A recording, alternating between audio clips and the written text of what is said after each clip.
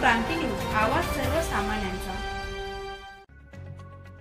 बागलाण तालुक्यातील 65 किलोमीटर अंतरावर असलेल्या मानूर गावातील 12 पाड्यांपैकी 3 पाड्यांवर पिण्याच्या पाण्याचे हाल होत असून वृंदावन पाडा, जामुन पाडा, उडी पाडा या गावात पिण्याच्या पाण्यामध्ये जीव जंतू असून अशुद्ध पाणी ग्रामस्थ पित असल्याचे धक्कादायक वास्तव समोर आले।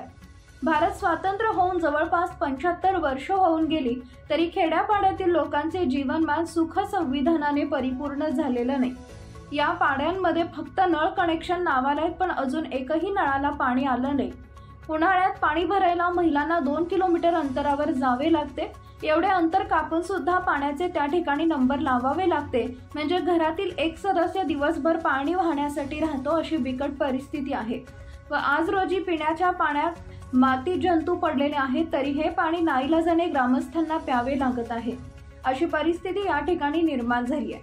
या गावच्या लोकांचे आरोग्य धोक्यात आले असून हे अशुद्ध पाणी पिऊन ग्रामस्थांना दवाखाना करणं सुद्धा महाग झालंय।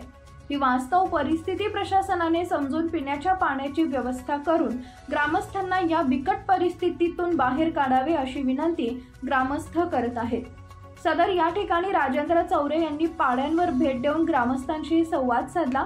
कांतीलाल गांगुर्डे, बाळू गांगुर्डे, ढवळे गांगोडे, रमेश गांगुर्डे, जेवल्या बागुल, लिंबा चौधरी, काळूराम चौधरी, तोसाबाई काळू बागुल, निंबाबाई पावली, बाळू बहिराम रडू चौधरी, सुशीलाबाई बागुल, बुद्धिबल बागुल, भुरीबाई चौधरी, सुनीताबाई बहिराम, रंजनाबाई रंगनाथ गांगुर्डे, मुकलीबाई बहिराम, अनुसयाबाई गांगुर्डे, कमलाबाई गांगोडे यांची भेट घेतली।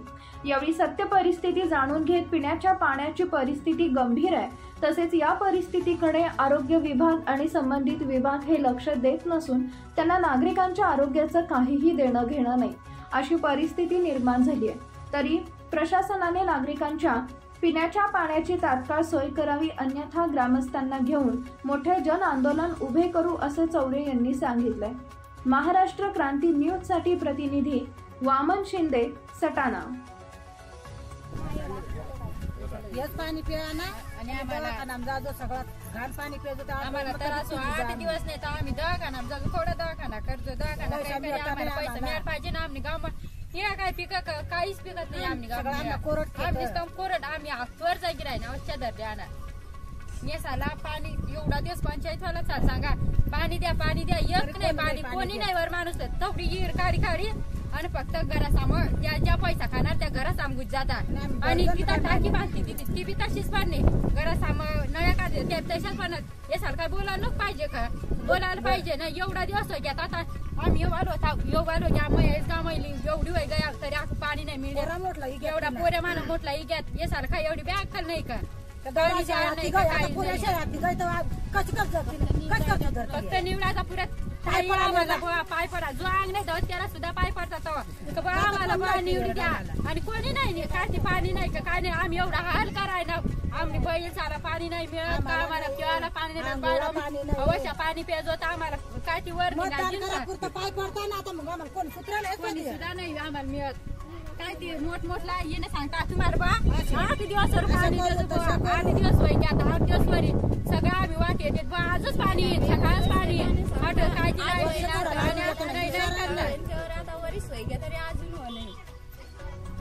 एवढा आम्हाला काही काय तीच कटायची आम्हाला गाव काही अशा काय गुंगार आहे गुंगार नाही राहणार बायका आम्हाला मोर लेता नाही तर आम्ही मोर जाईल सांगूस गुंडाली जाऊस जो पंचायतवाला त्यांनी सुद्धा डोकी पूजा करी देऊस।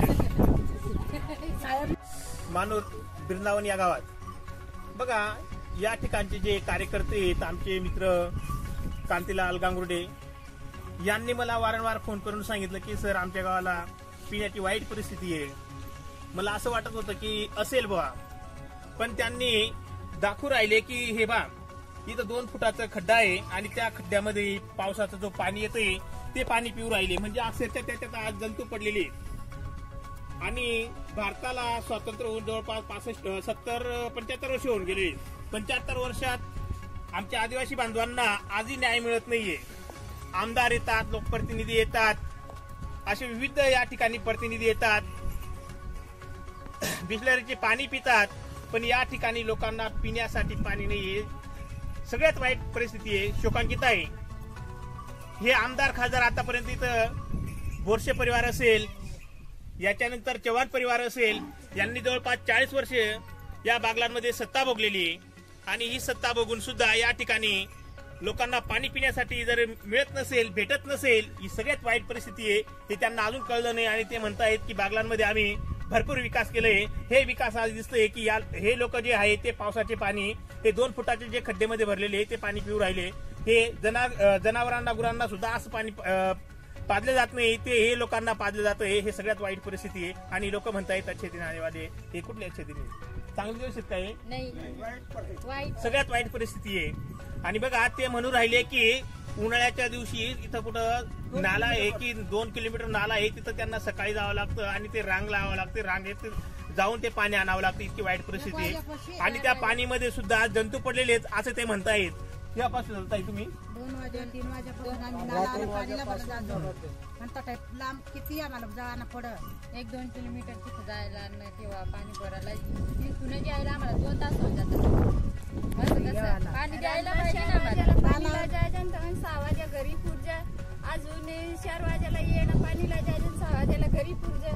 पाणीच भरानं दिवसभर काम नाही, दुसरं काहीच काम. म्हणजे या ठिकाणी दिवसभर फक्त पाणीच भरून राहायचंय, दुसरं काही कामच नाही. आणि वास्तविक पाहता की या ठिकाणी या लोकांना रोजगार सुद्धा उपलब्ध नाही. त्यांनी जीवन कसं जगावं, काय कसं जगावं हे सुद्धा त्यांच्या पुढे अनेक मोठा प्रश्न आहे.